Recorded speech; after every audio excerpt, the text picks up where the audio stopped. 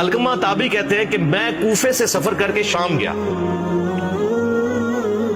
یعنی آپ سمجھ لیں 15-20 دن کا سفر تھا، اونٹ پہ پیدل، اتنا مشکل سفر. اور شام میں اس لیے گیا کہ وہاں پہ کچھ اصحاب رسول سے ملاقات کروں، خود تابعی تھے. تو کہتے ہیں میں مسجد میں گیا، صحیح بخاری کے الفاظ ہیں، کہتے ہیں میں نے مسجد میں 2 رکعتیں ادا کی اور اس کے بعد اللہ سے دعا کی کہ اللہ اپنے کسی نیک بندے سے میری ملاقات کروا دے. تو کہتے ہیں جیسے میں دعا سے فارغ ہوا تو میں نے دیکھا کہ ایک شخصیت مسجد میں داخل ہوئی ہے، بڑی وجاہت والی. میں نے لوگوں سے پوچھا یہ کون ہے؟ تو بتایا گیا یہ ابو درداء ہیں رضی اللہ تعالیٰ، اصحاب صفہ میں سے، درویش ترین صحابہ میں سے.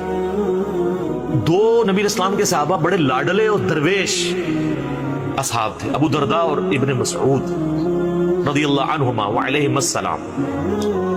اسی لیے دیکھیں سیدنا عمر نے جب رومن امپائر گری ہے نا تو وہاں کا چیف جسٹس لگایا ہے ابو درداء کو، اور پرشین امپائر جب گری تو اس کا چیف جسٹس لگایا ابن مسعود کو.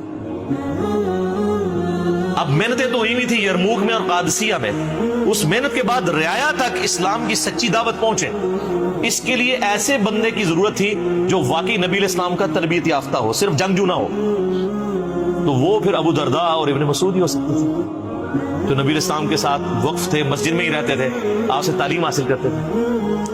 تو انہوں نے کہا حضرت میں نے تو ابھی بھی اللہ سے دعا کی تھی کہ کسی نیک بندے سے ملاقات ہو، میری دعا قبول ہو گئی، ابو درداء سے میری ملاقات ہو رہی ہے. تو ابو درداء رضی اللہ تعالیٰ نے فرمایا کدھر سے آئے ہو؟ کہا میں کوفہ سے. صحیح بخاری کے الفاظ ہیں، ابن سیدنا ابو درداء کہتے ہیں کہ یار وہ کوفے کے اندر ابن مسعود موجود نہیں ہے، صاحب النعلین، جو نبی علیہ السلام کی مبارک جوتیاں سفر و حضر میں اپنے سینے کے ساتھ لگا کے رکھتے تھے، اور ان کا نام پڑ گیا تھا یا صاحب النعلین، یا صاحب النعلین، نبی علیہ السلام کی مبارک جوتیوں والا. تو انہوں نے کہا ہاں ہے. پھر انہوں نے کہا یار وہاں پر نبی علیہ السلام کے رازدار حذیفہ ابن یمان موجود نہیں ہے؟ کہاں ہے. پھر انہوں نے کہا وہاں پر نبی صلی اللہ علیہ وآلہ وسلم نے اپنی مبارک زبان سے جس کے لیے گارنٹی دی تھی کہ اس کی رائے شیطان سے محفوظ ہوگی، ابن سمیہ عمار ابن یاسر نہیں ہے؟ ان کا ہاں ہے. تو انہوں نے کہا تم اتنی دور سے اتنے 3 بڑے بندوں کو چھوڑ کے شام میں کیا لینے آئے ہو؟ ہائے ہائے. تو یہ امام بخاری نے ان 3 اصحاب کی فضیلت پہ جو چیپٹر باندھا ہے نا تو یہ حدیث لی ہے. ابو درداء جن کی تعریف کر رہے ہیں کہ نبی علیہ السلام کے سفر و حضر میں جوتیاں اٹھانے والے صاحب النعلین ابن مسعود. اور بخاری میں یہ بھی حدیث موجود ہے کہ نبی علیہ السلام کی سنت پہ سب سے زیادہ عمل کرنے والے جو صحابی تھے نا وہ ابن مسعود تھے رضی اللہ تعالیٰ عنہ. صحابہ میں یہ چیز ایگریڈ تھی. اور بخاری مسلم میں حدیث ہے 4 بندوں سے قرآن سیکھو، ان میں سے ایک ابن مسعود ہے. اور بخاری میں حدیث ہے ابن مسعود کہتے ہیں اگر میں جانتا ہوتا مجھ سے زیادہ کوئی قرآن جانتا ہے نا میں اونٹوں کے جگر جلا کے سفر کرتا اور اس سے جا کے قرآن سیکھتا. میں نے 80 صورتیں نبی علیہ السلام کے پیچھے نماز میں کھڑے ہو کے یاد کی ہیں ڈائریکٹ آپ علیہ السلام کی تلاوت سن کے. اچھا یہ کوئی تکبرانہ ان کے الفاظ نہیں تھے، ان کو یہ تھا کہ یار میں نے ایفرٹ پٹ کی ہے اس کام کے لیے.